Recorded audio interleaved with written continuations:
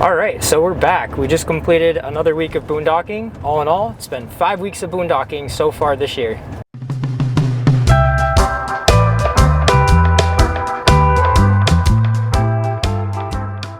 We ended up in Winoga Sno-Park, which is just west of Bend, Oregon. It went pretty well. I think it went pretty flawless. It was smooth, yeah. We only had, one really rainy, super cloudy day.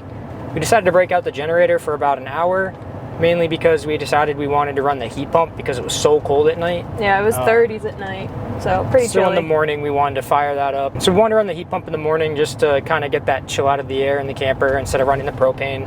But if we had just used propane for heating, there would have been no need to run the generator. So for everybody who doesn't know, we have 2,200 watts of bifacial solar panels on the roof with a 3,000 watt Victron Multi Plus 2 inverter.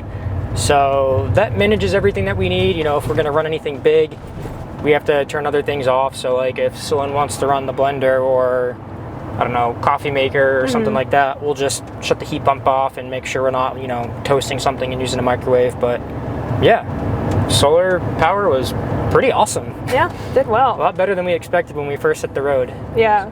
This was the first time we've boondocked in a few months, and when we did it before, the sun, it was during the winter, so the sun was much lower in the sky, so we're realizing the solar panels perform way better during the spring, summer months, so we were happy to see that because we were a little nervous seeing how it performed originally. It was like not quite what we expected, but... And we even had to get up there and like tilt them twice a day to try to track the sun. Yeah, it was like 6:30 in the morning, freezing cold, couldn't feel our hands. We're up there with little metal screws, like fixing everything. So glad we don't have to do that. Yeah, so nowadays, back then with the 2,200 watts of solar, I think the max we were getting per hour was like 900 watts in straight sun with the panels tilted. But now we don't even have to tilt the panels, and I've been seeing like 2,100 watts at peak hours. All in all for the day, I don't think we've actually had a day where we needed solar all day long. Yeah. So the most we've seen for generation was 10,000 kilowatts, which is quite a bit. Again, we'd get up to 100% in our battery life before we could even, really test the system out. So maybe next time we'll run the AC or whatever and see what it can really put out for a day. Yeah, we're still learning. Did better on water consumption. We started out and we were like really conservative and skipping showers some days and not doing like dishes at all and just trying to be like really, really conservative. And then at the end of that trip, we realized we had like 35 gallons of water left. So we have a 90-gallon tank. Yeah, so we're realizing 1 week is a good amount of time before we need to dump and refill, but having 90 gallons of water for a week is plenty, and we can shower every day. We take army showers, shut it off when you're lathering up and then rinse it off.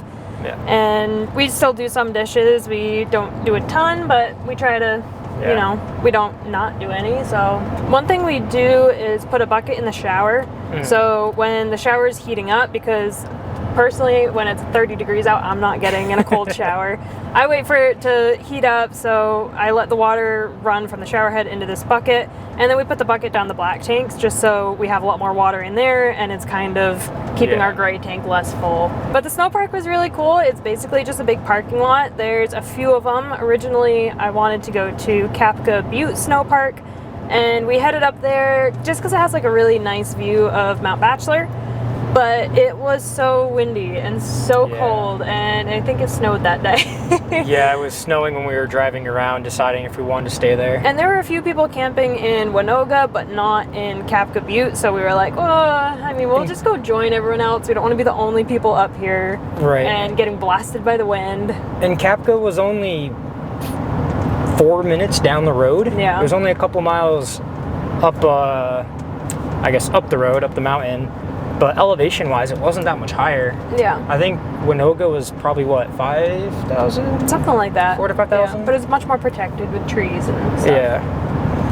And we had a couple neighbors. A lot of people just showed up for like a couple days, maybe. Or just a night. And there wasn't that many people in the beginning, but like yesterday, they were really rolling in. A lot of like camper vans, sprinter vans, truck campers. There was one fifth wheel that was there all week, but we never really saw anyone. Yeah, no one actually ever showed up to it. And then there was a couple real big Momentums that showed up, but only for a couple nights. Yeah. So, yeah. Most of the time, I guess this time of year, people are only there for a night or two, or just the weekends. Yeah. Because by the time we woke up... it's Memorial Day weekend, so it makes sense now why everyone was showing up yesterday night. Right, but yesterday being Friday night. But we woke up this morning, and most everybody that showed up last night was already gone. Yeah, they were on the move.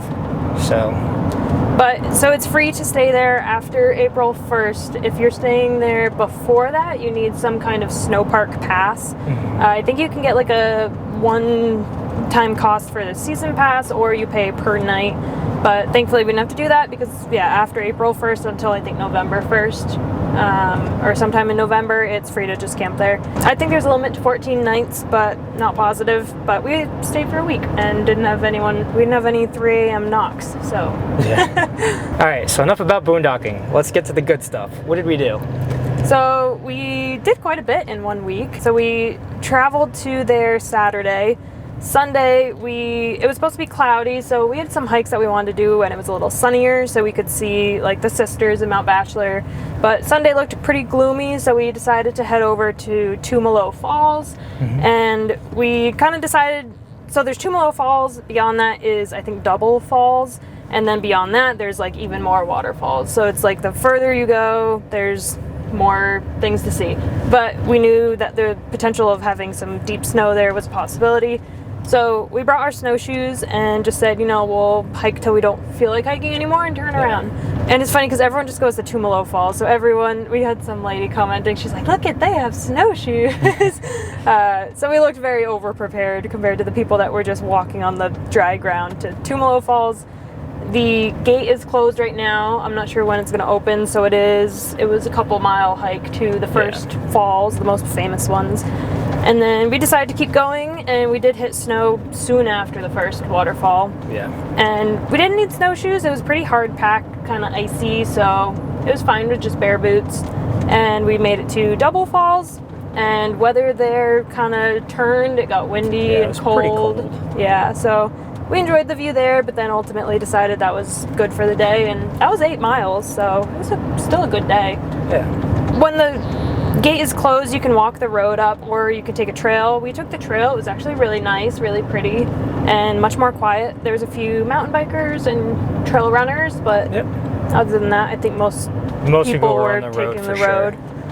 Which on the way back was hot, I would imagine, because the sun came out and it was pretty toasty, so kind of nice to be in the trees. So one thing that you want to keep in mind, because you need a permit or reservation ahead of time if you're visiting this area, is the Lava River Cave. It's part of the Volcanic something National Monument. Volcanic Lava Beds National Monument, I think. Sounds about right. But you do need a permit to do it because they just limit the amount of people that are going in there. So we got tickets to do this at 2 p.m. on Monday evening. So right after work, we packed up, grabbed all our headlamps and flashlights, and headed over there. Yeah, it was like, what, $2 or something? Yeah, the permit's $2, so. Yeah, really affordable. So when you get there, if you don't actually have a really bright headlamp, they do recommend that you have a flashlight that is a minimum of 1,000 lumens. I know at least like our Black Diamond headlamps, they're like 400 or 500 lumens, and they're pretty powerful without needing like a whole separate battery pack on the back of your head or something. So we did have another flashlight that was about 2,200 lumens, which worked amazing. Yeah, that was really worth it. If you don't have a powerful flashlight, they do rent them for $7. They're like the handheld, they kind of look like a radar gun that a police officer would use, or the flashlights that you can use when you go diving. I think they said those were 2,000 watts, or not watts, lumens, 2,000 lumens. So those worked pretty well too. So for $7, if you don't have a bright light, we would recommend getting them. But otherwise, yeah, you start by checking in. They give you a little briefing as to what's going on. Talk about the bats. Explain the bats, and you know, just safety precautions, like don't approach any that are on the ground. They could have rabies. And make sure that if you've been in other caves that you've washed your clothes thoroughly. Don't wear clothes in one cave, bring it to another because of white nose syndrome. That. Which is killing the bat population. So, and I guess it hasn't made its way to Oregon yet, so they're just trying to be really careful about it. Yeah, absolutely. So you start by doing that little briefing. You kind of walk around the back of this building.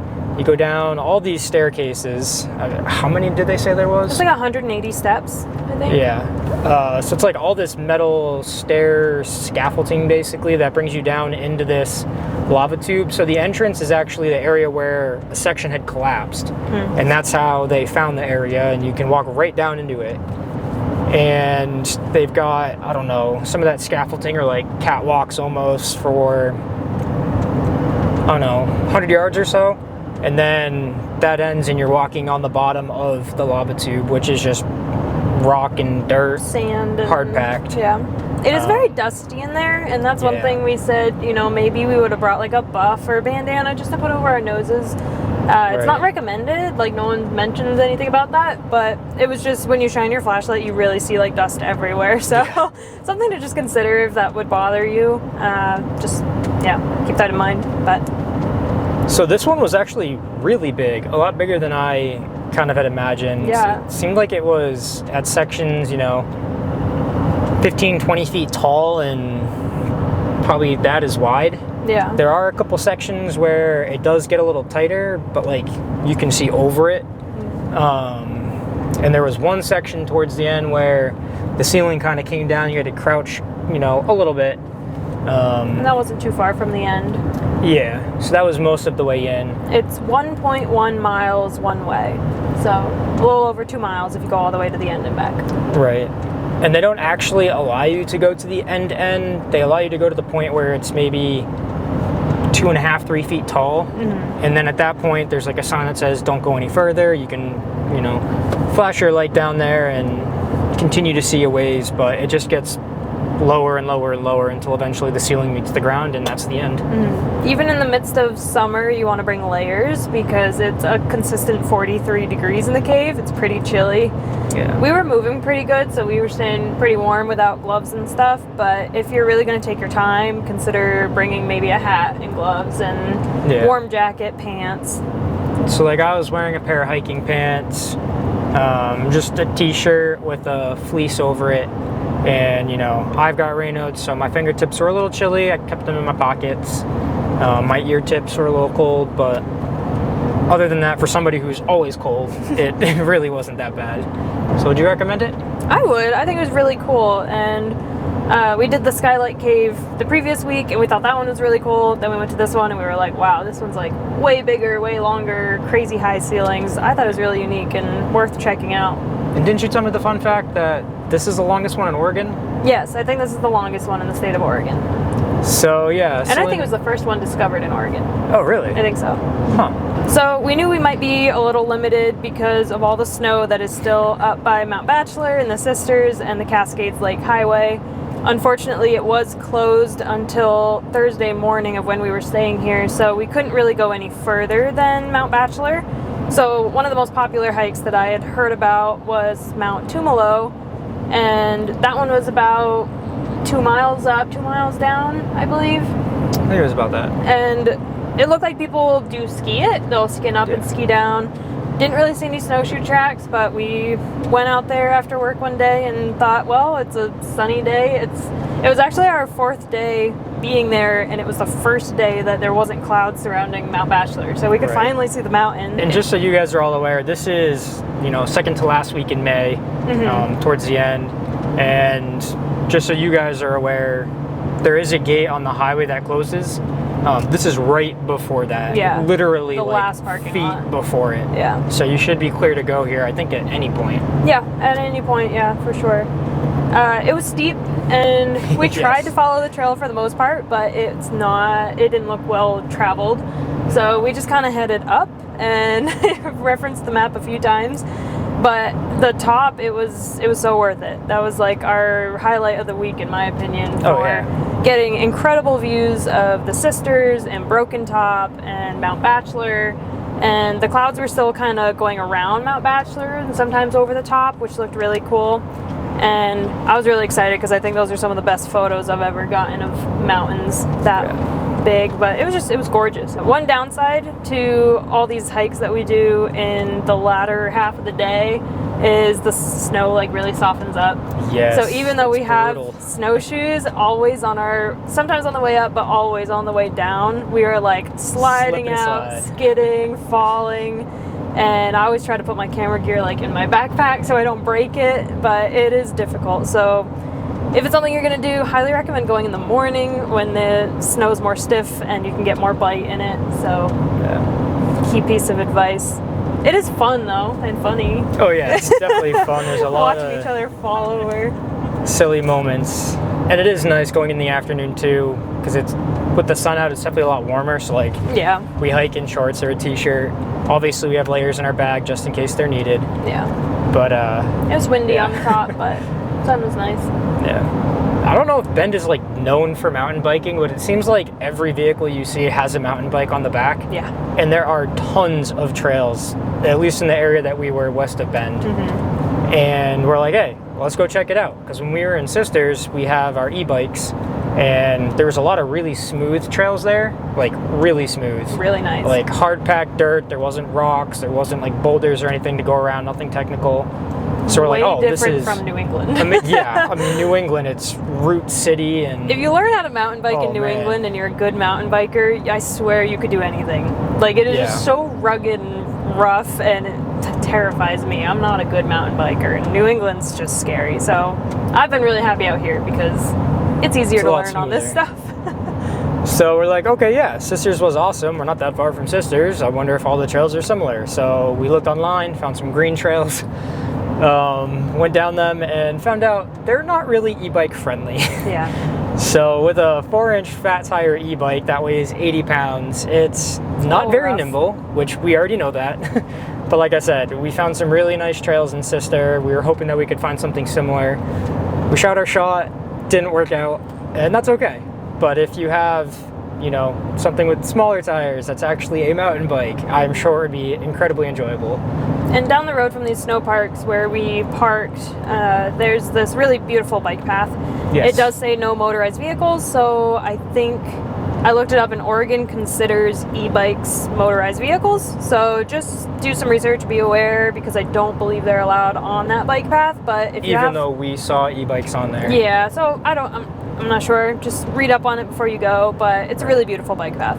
Yesterday was a second ever for us in our 4.5 years together. We turned around on a hike. Yeah. Only ever happened once before.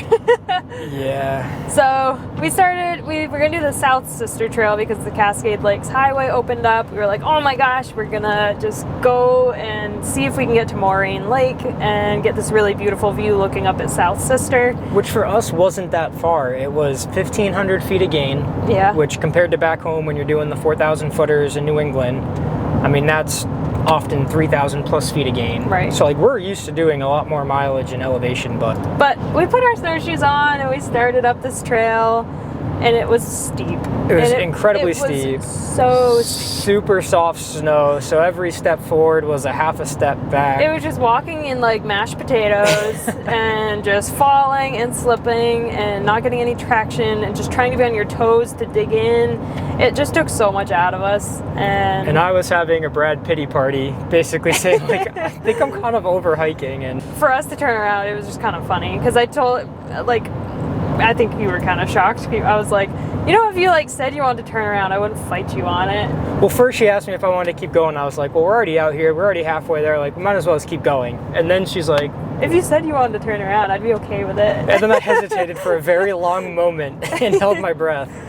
But in our defense, we had some really delicious burgers waiting for us back at the camper. We had burgers back at home, and then we were leaving the next morning, so we hadn't packed anything. So yeah. Not that that's going stressful home for us. No, we pack up in an hour and a half. It's not a big deal. Going home to eat burgers just sounded better to both of us, so yeah. We decided to call it. Turned around. Yeah. And yeah. So, All of that to say, it's okay to turn around from time to time. Yeah. Especially if it's a safety thing. This was not a safety thing, but if you got to turn around, you do you. We will absolutely not judge. Yeah. And at the bottom of this hike is Devil's Lake, and very pretty. That was really pretty. So part of the ice had melted off, so you could see the color of the water. It was like gorgeous. So if you have time in the spring, summer, fall when the highway's open, I think just driving it alone would be a really scenic, pretty drive. Absolutely. And then if you have time for a hike, I know some of them you do need permits for, so just look that up. But that whole area is really gorgeous, and there's so much to do in there. Pretty much wrapped up our week. That was our whole week. Here we are the next morning, filming on the way to our next destination. Yep. So, yeah, all in all, I think it's definitely worth the stop. I thought Bend was pretty neat. Same with the Sisters area. Yeah. This whole kind of region. A lot to do. A lot of hiking, a lot of biking. I'm sure in the summer there's probably a fair amount of paddling, would you say? I mean, Not Bend that we is have a like, chance, I knew Bend was like the adventure addict, like, city for people to live in. And like, it was really evident because like everyone's mountain biking, everyone's hiking, outdoors, skiing, we were snowshoeing. Crossing this bridge downtown over this huge river, and this lady was like swimming up the river. And then they had this huge kayaking event going on where everyone had boats that were pulling out of the water. And then we heard about this insane race that they do that's like skiing on Mount Bachelor, running or bicycling on the road, and then it ends with a paddle, and it's just the whole place is full of people that love to be outdoors. So it was really cool. Yeah. Oh, so one day this week we decided that we were going to go out to eat. Oh yeah. And we got pizza. It was really good. So now if you're from New Hampshire, please tell me that you've heard of GH Pizza in Lincoln, New Hampshire. Short for Gold House. If you've heard of this place, let us know in the comments, because it is my personal favorite pizza place. Tiny place in the White Mountains. Especially the barbecue chicken pizza. You got to add pineapple.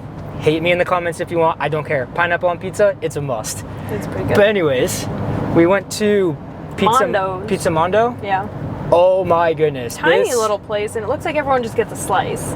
Yeah, but You their can buy it by the slices are slice. massive. Yeah.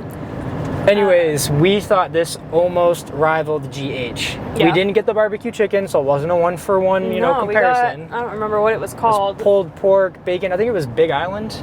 Yeah. The Big Island. Pulled pork, bacon, pineapple.